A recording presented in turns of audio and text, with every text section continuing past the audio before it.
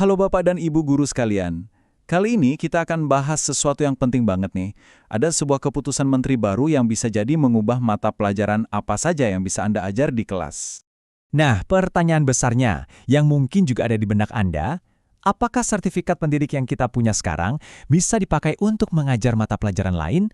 Jawabannya, mungkin bakal bikin Anda kaget. Oke, kita langsung bedah sama-sama ya. Jadi, ceritanya Kementerian Pendidikan baru aja merilis pedoman resmi yang bisa dibilang mendefinisikan ulang hubungan antara sertifikat yang Bapak Ibu pegang dengan mata pelajaran yang boleh diajarkan. Aturan ini tertuang dalam Kepmendikdasmen nomor 222-O-2025. Peraturan ini yang ditekan 13 November 2025 pada dasarnya adalah soal linearitas. Nah, apa itu linearitas? Gampangnya, itu soal kesesuaian atau kecocokan lah. Jadi memastikan sertifikat Anda itu nyambung dan diakui untuk mapel yang Anda ajar. Aturan baru ini benar-benar menata ulang definisi nyambung itu tadi. Dan ini penting untuk dicatat ya. Aturan yang lama, yaitu Kepmen nomor 449 tahun 2024, itu sudah tidak berlaku lagi. Fix, diganti total sama yang baru ini. Jadi ini seperti lembaran baru, standar baru yang jadi acuan kita semua ke depannya. Terus mungkin ada yang bertanya, kenapa sih harus diubah? Nah, intinya itu untuk memberikan fleksibilitas yang lebih luas. Jadi, kualifikasi guru bisa lebih pas dan selaras dengan kebutuhan kurikulum zaman sekarang. Jadi, ini bukan sekedar ganti nomor peraturan atau urusan administrasi loh. Ini adalah upaya penyesuaian fungsional, tujuannya supaya sistem pendidikan kita bisa berjalan lebih efisien dan pastinya lebih relevan dengan perkembangan zaman. Oke, biar lebih kebayang gimana praktiknya, kita akan lihat langsung perubahannya di 3 jenjang ya, mulai dari SD, lalu SMP, sampai SMK.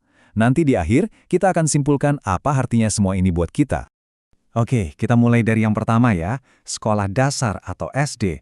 Kalau untuk jenjang SD, kata kuncinya adalah keserbagunaan. Fleksibilitasnya luar biasa di sini.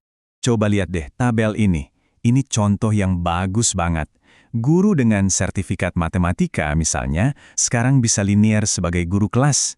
Bahkan, bisa juga mengajar coding dan kecerdasan artifisial. Guru bahasa Inggris juga sama, bisa jadi guru kelas. Ini benar-benar membuka banyak pintu baru. Munculnya coding dan kecerdasan artifisial ini jadi perkembangan yang sangat signifikan. Ini menunjukkan kalau kurikulum kita sekarang makin fokus ke literasi digital sejak dini. Dan yang lebih penting lagi, artinya puluhan sertifikat yang berbeda sekarang bisa mengajar mapel ini di SD. Siswa jadi bisa belajar skill masa depan dari guru-guru dengan latar belakang yang makin beragam. Keren banget kan? Sekarang kita lanjut ke jenjang berikutnya, yaitu sekolah menengah pertama atau SMP.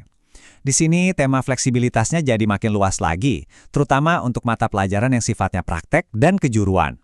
Polanya mirip-mirip nih sama di SD. Coba lihat, guru biologi sekarang nggak cuma bisa ngajar IPA, tapi juga bisa linear untuk mengajar prakarya dan informatika.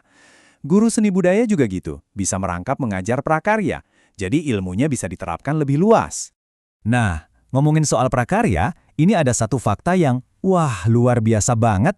Bayangkan, ada lebih dari 250 jenis sertifikat kejuruan, dari tata boga, otomotif, sampai konstruksi, yang sekarang diakui linear untuk mengajar prakarya di SMP. Ini artinya apa? Artinya, siswa SMP bisa belajar langsung dari guru-guru yang punya keahlian spesifik di bidangnya. Pembelajarannya pasti jadi jauh lebih kaya dan praktis. Oke, terakhir kita ke sekolah menengah kejuruan atau SMK. Nah, untuk SMK, perubahannya ini benar-benar luas dan detail. Tujuannya jelas, supaya keahlian guru itu pas banget dengan mata pelajaran yang super spesifik dan modern. Poin pentingnya di sini adalah, sertifikasi guru sekarang dipetakan langsung ke konsentrasi-konsentrasi keahlian yang ada di kurikulum Merdeka. Jadi, guru ekonomi misalnya, sekarang bisa mengajar bisnis digital atau manajemen logistik. Guru TIK bisa masuk ke ranah pengembangan game. Ini artinya, siswa SMK bakal dapat ilmu yang relevan banget dengan dunia industri nanti, dari guru yang kualifikasinya memang pas. Nah, setelah kita lihat contoh-contoh di SD, SMP, dan SMK, sekarang mari kita tarik benang merahnya. Jadi, apa sih arti dari semua perubahan ini buat Bapak Ibu guru sekalian? Intinya sih, sertifikat yang Anda pegang sekarang itu kemungkinan besar jadi jauh lebih serbaguna. Ada banyak peluang baru di bidang-bidang modern seperti AI, bisnis digital, atau game dev. Kualifikasi kita jadi lebih nyambung dengan kebutuhan kurikulum merdeka. Tapi, yang paling penting, jangan lupa untuk cek lampiran peraturannya langsung ya, sesuaikan dengan kode sertifikat Anda. Fleksibilitas ini juga bagus banget buat sekolah, jadi lebih mudah mengisi formasi guru yang kosong. Jadi, jangan lihat ini cuma sebagai aturan baru yang bikin pusing ya. Anggap saja ini sebagai semacam peta baru, peta kemungkinan baru untuk karir mengajar kita semua. Ini adalah alat bantu kita untuk bisa terus berkembang dan beradaptasi di dunia pendidikan yang perubahannya cepat sekali. Jadi, setelah ini, coba deh luangkan waktu untuk melihat lampiran keputusannya. Cek kode sertifikat Anda, siapa tahu Anda menemukan jalur mengajar baru yang menarik dan sesuai dengan passion Anda. Pertanyaannya sekarang, mata pelajaran baru apa yang kira-kira bisa Anda ajar? Terima kasih sudah menyimak ulasan kali ini.